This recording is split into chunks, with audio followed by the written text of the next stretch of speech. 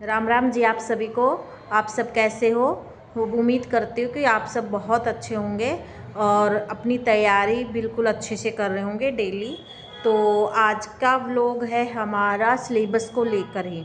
देखो, आप जो है डीएसएसबी की तैयारी कर रहे हैं सभी, तो आप सब भी डीएसएसबी की कर रहे होंगे। तो अब तो मैं डीएसएसबी का ही लेके, जैसे अपनी जो पिछली वीडियो उसमें मैंने बताया था कि अब एच टेट का अप्रैल में है, तो उससे पहले ये कंफर्म है कि हो जाएगा डीएसएसबी का। संस्कृत का तो सबसे पहले हुआ। तो अब हमें संस्कृत की पे पूरी तैयारी करनी है कि संस्कृत पे ही फोकस रखना है कि संस्कृत की कैसे कैसे तैयारी करनी है।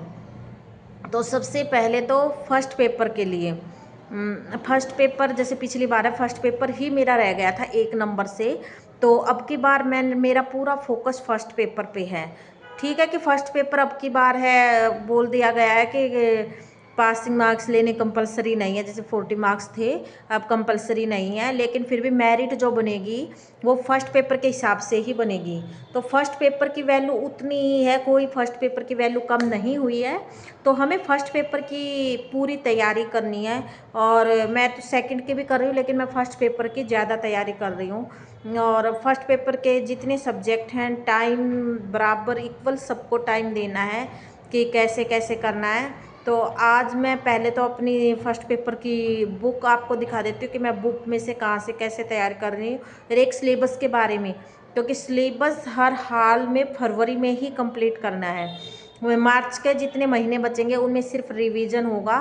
तो मार्च के महीनों में जो टीचर हैं जैसे प्राइवेट या कॉन्ट्रैक्ट पे हैं, तो उनके लिए भी थोड़ा सा आराम वाला महीना मिलेगा, क्योंकि क्लास ही नहीं लगेंगे, पेपर चल रहे हैं बच्चों के। तो मार्च में सिर्फ रिवीजन, तो फरवरी में सिलेबस कंप्लीट। तो मैं यहीं लेके चल रही हूँ कि सिलेबस पूरा कंप्लीट करना है मार्च के महीने में। तो मैं आज आपको एक अपनी बुक दिखाती हूँ कि फर्स्ट पेपर की कौन कौन सी बुक है। और एक सबसे पहले ये है कि बस अपने ऊपर विश्वास लेके चलना है कि हाँ हमें तैयारी करनी है, और इस तरीके से तैयारी करनी है कि हमारा पेपर हो जाए, उसी हिसाब से तैयारी करनी। देखो, अब जितनी तैयारी हमारी है, अगर हम एक स्टेप पीछे होंगे तो हमारे लिए कुछ भी नहीं है, लेकिन अगर हम 2 स्टेप आगे चलेंगे अपनी तैयारी को लेकर तो खुशियाँ ही खुशियाँ हैं। फिर जो चाहे हम जो सपना देखा है वो पूरा हो जाएगा। तो पीछे आने से तो कुछ है नहीं, तो जितनी तैयारी उसको आगे ही बढ़ाना है। तो उसी हिसाब से हमें अपनी तैयारी करनी है। और जो मेरी वीडियो को वही फर्स्ट टाइम देख रहे हैं वो ज़रूर चैनल को सब्सक्राइब करें, और कमेंट ज़रूर करना है और लाइक भी करना है। तो आज की इस वीडियो में मैंने जैसे आपको बोला है कि मैं अपनी बुक दिखाती हूँ, तो चलो मैं आज पहले तो अपनी बुक ही दिखाती हूँ। ये मेरी बुक है स्टिक जीके की, क्योंकि स्टिक जीके की भी वही 20 नंबर का है, तो स्टिक जीके को कहीं से भी कम ना समझें, और करना है कोई भी सब्जेक्ट अपना छोड़ के ना चलें। तो ये स्टिक जीके की बुक है, और इसके मैंने जैसे इसमें टॉपिक हैं, इनको सिलेबस को पूरा करना है। ये टॉपिक है भारत की नदियाँ, भारत के प्रमुख त्यौहार, भारत के लोक नृत्य। तो स्टिक जीके में से इसमें से कोई ना कोई क्वेश्चन तो निकल ही आते, कई क्वेश्चन आते हैं बल्कि। जैसे मैंने अभी देखा था रीट का पेपर सॉल्व करके देखा था एक, तो उसमें ये वाला जो 46 पे है अनुच्छेद और संशोधन, इसमें से बहुत क्वेश्चन आए हुए हैं, 3 या 4 क्वेश्चन मैंने देखे हैं। तो ये वाली बुक है, यहाँ से मैं अपना हरियाणा जीके नहीं, यह स्टेट की तैयारी में ना हरियाणा जीके ही माइंड में रहता है। तो ये जो स्टिक जीके है इसकी तैयारी कर रही हूँ। और एक जीके के लिए मैं उत्कर्ष की, गौरव सर की क्लास लेती हूँ डेली। उनकी क्लास से भी बहुत बेनिफिट मिलता है, बहुत बड़ी क्लास है। लेकिन अगर डेली देखोगे तो वो शॉर्ट में ही समझ में आने लग जाएगी। ऐसा नहीं है कि डेढ़ दो घंटे की क्लास होती है वो, तो मैं वो भी लेती हूँ डेली। तो यहाँ से मेरा जो जीके है वो मैं कंप्लीट कर रही हूँ। और फिर ये है कि हिंदी का ये ले रखी है मैंने अरिहंत वाली बुक, हरिहंत की। और ये मैंने अपने टॉपिक है निशान लगा रखे हैं, ये वाले टॉपिक। तो इनमें से ही मैं करती हूँ हिंदी की। ये टॉपिक हैं। और अगर इसमें से बुक में से ना कई बार पढ़ने का मन करे तो मैं जो अध्ययन मंत्र है उसकी क्लास ले लेती हूँ। सर हैं अच्छा करवाते हैं अध्ययन मंत्र वाला भी। यार हर सब्जेक्ट देखो ज़रूरी है, हिंदी को भी कम लेकर ना चले। 20 नंबर की हिंदी है और हिंदी में भी नंबर हमें लेने बहुत ज़रूरी है।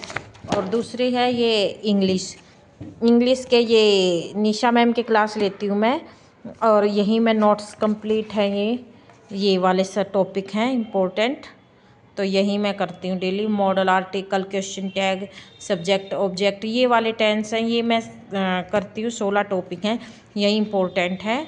और फिर एक दो जैसे PYQ की क्लास वैसे लगा लेती हूँ, टाइम के अकॉर्डिंग है, टाइम मिलता है तब। और फिर मैं ये मेरी संस्कृत की है। संस्कृत की तो मैंने आपको जैसे बताया ही था कि मैं मीमांसा से कोचिंग ले रखी है, संस्कृत क्लास से, वहाँ से करती हूँ। और बाकी ये वाली मेरी बुक है, ये मैं इस बुक से करती हूँ तैयारी। ये मैंने ऑनलाइन मंगवाई थी, तो यहाँ से तैयारी होती है मेरी।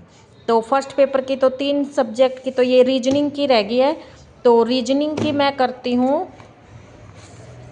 तो भाई रीजनिंग की रह गई है, तो रीजनिंग की तो मेरे पास बुक है, लेकिन अब बुक मैं साथ लेके नहीं आती। बुक मेरी घर पे रखी है।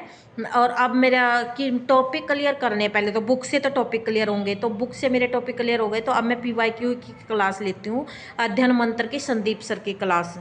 तो वो वाली क्लास लेती हूँ मैं डेली। और उसमें यह है कि 20-25 क्वेश्चन सर डेली करवाते हैं, तो वो सोल्व करती हूँ। रीजनिंग होगी, मैथ मेरा नहीं हो पा रहा। मैथ तो भाई मैं बिल्कुल, अब आपको क्या बताऊँ, मैथ तो मेरा हो ही नहीं पाता। एक बार तो मैंने कर रखा है, लेकिन फिर रिवीजन करना है, तो रिवीजन मेरे से हो नहीं पाता, इतना टाइम ही नहीं मिल पाता। लेकिन कोशिश करूँगी कि हो जाए। तो ये सब्जेक्ट हैं, ये सारे मैं कर रही हूँ। और संस्कृत की तैयारी है कि बुक है ये, और फिर मीमांसा संस्कृत क्लास से मैं संस्कृत की तैयारी कर रही हूँ। तो ऐसे मेरा हर टॉपिक सिलेबस, भाई मेन चीज़ तो सिलेबस कंप्लीट करना है। सिलेबस कंप्लीट जब डेट आ जाए उससे पहले तो हमें सिलेबस कंप्लीट करना है। एग्ज़ाम की डेट आते ही तो फिर तो रिवीजन का ही टाइम रहेगा कि रिवीजन करना है, तो उससे पहले सिलेबस कंप्लीट करना है। क्योंकि बहुत से ऐसे जिनका सिलेबस भी कंप्लीट हो चुका है, तो हमें सबसे पहले देख के चलना कि कितने दिन में हमने कितने टॉपिक लेके चलने हैं। तो मैंने तो अब डिसाइड किया कि मैं फरवरी महीने में सिलेबस कंप्लीट, सिलेबस जो टॉपिक वीक हैं वो पक्के करने हैं। जैसे रीजनिंग के हैं 1-2 टॉपिक है जिसमें मेरी कमियां हैं, वो कंप्लीट करूँगी। इंग्लिश के हैं, तो ये कंप्लीट करने के बाद फिर मैं सोच रही हूँ कि मैं मॉक टेस्ट देने स्टार्ट करूँ, क्योंकि मॉक टेस्ट से ही सब दे रहे हैं मॉक टेस्ट। और मैं एक भी मॉक टेस्ट नहीं लगाया है, उससे असलियत का पता चलेगा कि कैसी क्या सिचुएशन है। तो मार्च में मैं मॉक टेस्ट देने की सोच रही हूँ। और एक आप भी ये बताओ कमेंट करके कि हमें जो तैयारी जो कर रहे हैं अब कैसे, कितना टाइम देके, अगर आप सब भी साथ में शाम को जैसे 10 के बाद है, 9 बजे तक तो देखो मेरी बेटी सोती है, 9 साढ़े 9 तक, तो उसके बाद ही पॉसिबल हो सकता है।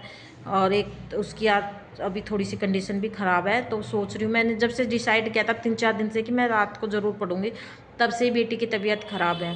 अब वो थोड़ा सी ठीक हो जाएगी तो मैं फिर रात को देखूँगी, ज़रूर पढ़ाई करूँगी, क्योंकि उसके बिना तो अब काम ही नहीं चलेगा।